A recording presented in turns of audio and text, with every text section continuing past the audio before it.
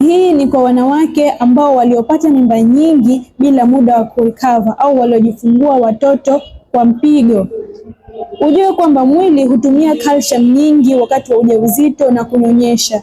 Kwa hiyo hivyo virutubisho ambavyo vilivyopotea bila kuvirejesha, basi mifupa yako hudhoofika. Na hisi mnaona kwamba watu wengi ambao waliozaa watoto wengi mwili yao inadhoofika haraka na wanaonekana kama ni watu wazima, lakini kumbe ni watoto. Ile mifupa yao imeharibika kwa sababu virutubisho vya calcium vimepotea, na inapelekea hata nyuso zao zisiwe katika hali ambayo ni nzuri.